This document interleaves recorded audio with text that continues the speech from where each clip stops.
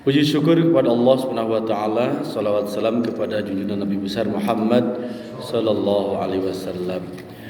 Para bapak rahimakumullah yang dimuliakan Allah, pada kesempatan ini insyaallah saya akan membahas kaitan dengan akidah, karena pada minggu-minggu atau pekan ini serangan terhadap akidah Islam kepada umat begitu begitu semarak, ya, semarak dari mulai yang mengumumkan diri murtad, diupacarakan, sampai ada serangan-serangan yang kadang justru dari orang-orang yang menamakan diri sebagai intelektual muslim atau bahkan ulama, tapi menyerang terhadap akidah umat.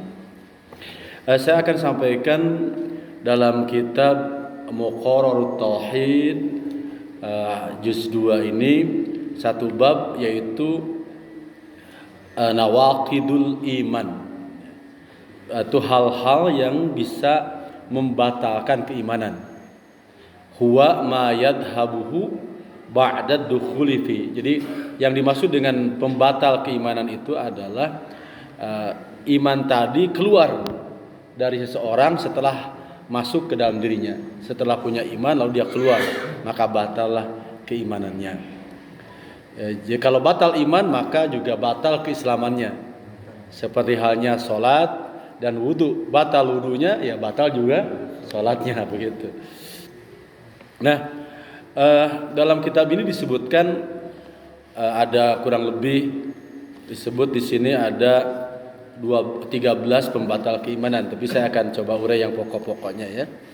Yang pertama, seseorang itu bisa batal keimanannya, asalnya dia mengaku muslim, mengaku mukmin, tapi dia batal keimanan karena pertama inkarul rububiyyati aw syai'in min khasa'isiha, yaitu mengingkari, menolak tentang kerububiyahan, keroban, ya, yaitu tentang eksistensi, keberadaan Allah sebagai pencipta, atau menolak adanya eksistensi Tuhan, menolak adanya sang pencipta. Nah, kalau orang meyakini bahwa tidak ada pencipta, maka otomatis imannya keluar. Dari sininya Bapak rahimakumullah, kalau sedikit berkaca ke belakang, kenapa ulama itu konsen menolak komunisme di dunia termasuk di Indonesia? Karena komunisme itu akidahnya itu ateisme, gitu. Jadi komunisme itu akidahnya ateisme, yaitu tidak percaya adanya Tuhan atau menolak eksistensi Tuhan. Maka setiap orang walaupun muslim lalu dia gabung kepada organisasi atau partai yang asasnya ateisme, menolak keberadaan Tuhan, maka dia otomatis keluar dari Islam, keluar dari iman. Atau bisa saja orang itu percaya pada Tuhan tapi syai'in min khasa'isa, dia menolak sebahagian eksistensi Tuhan. Misalnya dia Tuhan sebagai pencipta, tapi yang menentukan hidup, nasib itu manusia, bukan Tuhan. Tuhan tidak terlibat. Nah, ini berarti menolak keberadaan Tuhan sebagai rububiyah. Nah, ya. Atau Tuhan, kalau bahasa anak-anak kiri kan, Tuhan telah mati. Setelah menciptakan manusia, alam hidup sendiri, Tuhan telah mati, gitu. Na'udzubillahi min dzalik. Nah, mereka yang anti Tuhan atau tidak percaya pada Tuhan, disebut ateisme, itu sebetulnya mereka tidak berpikir secara menyeluruh, secara tuntas, ya. Dan hakikatnya mereka menuhankan diri mereka sendiri. Nah, kita sederhanakan, misalnya kalau ada orang melihat begitu indahnya gunung, begitu indahnya lautan, begitu tertibnya air lautan, ya, begitu kokohnya gunung, begitu kuatnya matahari di siang hari, bulan di malam hari, tertib gitu. tidak bersinggungan, tidak bertabrakan, salah jadwal dan sebagainya. Ini sesuatu yang tertib, yang teratur. Sesuatu yang teratur, yang tertib tidak mungkin dia kecuali ada yang mengaturnya. Seperti hanya tatanan kota, di mana posisi jalan, gedung-gedung, tempat sampah, pertokoan teratur begitu indah, pasti ada yang mengaturnya. Pakaian yang kita pakai pasti ada yang membuatnya. Segala sesuatu pasti ada pembuatnya. Tidak mustahil dia berdiri sendiri. Sementara keyakinan ateis itu bahwa segala sesuatu itu secara kebetulan, terjadi secara kebetulan. Ini kan aneh, ya, aneh. Maka sering saya contohkan lukisan, orang menyebut hebat lukisan yang paling mahal, lukisan Avandi, lukisan Mona Lisa, penulis DiCaprio, Da Vinci, gitu kan? Itu pelukis itu hebat, indah, pasti ada pelukisnya. Jadi kalau orang tidak percaya alam semesta yang begitu indah, tidak ada pencipta, sama dengan orang yang menyebut lukisan begitu indah, tidak ada yang melukisnya, kan gitu. Nah, makanya cukup menarik, Alhamdulillah, dialog Abu Hanifah itu dengan seorang komunis, ya, ateis. Pada waktu itu ateis sedang gencar-gencarnya, lalu datang berdebat dengan Abu Hanifah. Kata ateis tadi, "Wahai Abu Hanifah, aku bertanya kepadamu, apakah engkau pernah melihat Tuhanmu Allah?" Maka Abu Hanifah menjawab dengan Al-Quran, surah Al-An'am ayat kalau tidak salah 33, ya. La tudrikul absar wa huwa yudrikul absar wa huwa latiful khabir.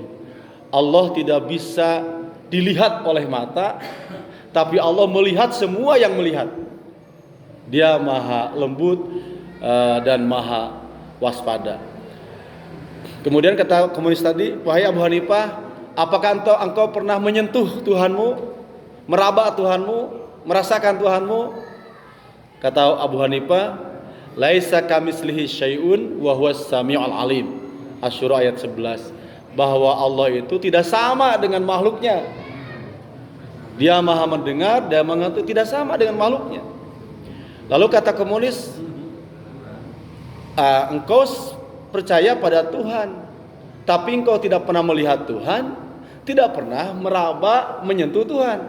Dari mana kau bisa membuktikan adanya Tuhan? Oh gitu. Lalu Abu Hanifah berkata, "Wahai pemuda, engkau tidak berpikir. Engkau tidak berpikir. Sekarang aku tanya, apakah engkau pernah melihat akalmu? Tidak. Apakah engkau pernah menyentuh akalmu? Tidak juga. Apakah engkau pernah mencium, merasakan akalmu? Tidak juga. Apakah engkau berakal atau gila? Aku berakal. Nah, apakah engkau percaya ada akal? Iya, berakal. Saya percaya ada akal. Lalu kenapa engkau tidak percaya kepada Allah? Yang akal juga tidak bisa dilihat, tidak bisa dirasa, dilihat, diraba, tapi engkau percaya ada akal, begitu. Jadi kalau engkau tidak percaya kepada Allah, sama dengan engkau tidak percaya bahwa engkau itu berakal. Masya Allah. Jadi tidak semua yang tidak terlihat itu tidak ada. Maka dalam Islam itu kan justru wujudul khalqi dalilun ala wujudil khaliq. Adanya ciptaan ini sebetulnya dalil real bahwa semua yang begitu tertata rapi ini ada satu desain agung, yaitu Allah Subhanahu wa ta'ala. Maka dalam surah Al-Waqiah sering saya ulang-ulang, orang yang tidak percaya kepada Allah yang Maha Pencipta dalam Al-Waqiah akan ditantang. Falaula idza balagatil hulqum wa antum hina idzin tanzurun. Mengapa ketika nyawa dalam tenggorokan dan kau lihat, makanya orang yang mau mati suka melotot karena melihat nyawanya mau ditarik. Falaula in kuntum ghara madinin tarji'unaha in kuntum shadiqin. Kalau engkau tidak yakin ada Tuhan, ada Allah yang mengatur, yang memaksamu, yang menciptakanmu, tarji'unaha, nyawa yang sudah di tenggorokan balikan lagi ke dalam, tarik olehmu. Kan kau tidak percaya adanya Tuhan yang mengatur, yang memaksa. Kalau memang tidak ada Tuhan, nyawa balikin lagi, bisa tidak? Kan tidak bisa, Pak. Kalau memang tidak ada Tuhan yang memaksamu, yang mengaturmu, nyawa tadi tarik lagi. Nyawa engkau, nyawa istrimu, nyawa anakmu, ternyata tidak ada yang bisa. Fir'aun yang anti Tuhan tidak bisa. Karl Marx pendiri komunis mati. Semua orang-orang yang tidak percaya pada Tuhan mati. Makanya kalau saya lihat ateis ini, Karl Marx ateis ini lebih sesat daripada iblis. Sesesat-sesatnya iblis itu masih percaya pada Tuhan. Robbi, ya Robbi, wahai Tuhanku, tunggukanlah aku sampai hari kiamat. Iblis minta dipanjangkan umur ila yaumil kiamat. Tapi nyebut Robbi, ya Tuhanku. Sedangkan ateis tidak ada Tuhan, bahkan mengatakan Tuhan, agama itu racun. Maka ateisme itu lebih sesat daripada iblis, begitu. Maka orang yang menolak eksistensi Tuhan itu adalah orang yang sesat dan keluar dari ahlul iman. Ya, disinilah perlu kita jaga iman kita, jangan sampai terpengaruh oleh pemahaman-pemahaman yang sesat itu. Itu yang pertama. Kemudian yang kedua, orang percaya adanya Tuhan, adanya Allah Al-Khaliq Al-Mudabbir, yang menciptakan, yang mengurus, tapi al-istinkafu wal istikbaru an ibadatillah. Nah ini nih. Tapi dia menolak untuk beribadah kepada Allah. Tidak mau beribadah kepada Allah. Wa yastakbiru, dan dia takabur, sombong. Nah ini para ulama menyebut orang yang tidak mau beribadah kepada Allah, walaupun ngaku muslim tapi tidak beribadah karena enggan, dalam hatinya ada kesombongan. Buat apa beribadah? Kalau udah begitu, ini menurut dalam kitab ini sudah termasuk min nawaqidil iman. Nah, jadi kalau yang pertama tadi tidak percaya pada Tuhan, pada Allah, titik, kafir jelas, walaupun nggak KTP-nya Islam. Yang kedua, dia percaya kepada Allah tapi tidak pernah ibadah kepada Allah, menolak ibadah kepada Allah. Nah ini tauhidnya tauhid iblis. Iblis itu level 2 berarti kan? Nah, iblis itu percaya kepada Allah tapi menolak ibadah kepada Allah, menolak tunduk patuh kepada Allah. Dibuktikan dalam surah Al-Baqarah kan ayat 30 28 atau 30, disitu disebutkan wa idz qulna lil malaikati isjudu li adama fasajadu illa iblis aba wastakbara wa kana minal kafirin. Masya Allah. Iblis itu dan malaikat disuruh sujud, malaikat sujud, tapi iblis menolak. Aba wastakbara. Nah, menolaknya ibadah kepada Allah. Iblis percaya kepada Allah, tapi dia menolak ibadah kepada Allah. Nah, itu namanya tauhid iblis. Maka orang yang menolak ibadah kepada Allah, tidak mau beribadah kepada Allah, disebut di sini adalah min nawaqidil iman. Nah, saya dulu pernah unik punya cerita itu. Mengantar orang melamar mau calon istri ke daerah, kalau nggak salah Jakarta pada saat itu. Minta diantar. Nah, pas datang ke sana bapak-bapak, waktu duhur kan tanggung, saya dan rombongan mau sholat, terus minta sajadah atau tempat sholat. Kata tidak ada sejadah, tidak punya sejadah orangnya. Oh nggak ada sejadah. Dan akhirnya kita pakai kain pakai kertas gitu. Kok nggak punya sejadah, aneh. Terus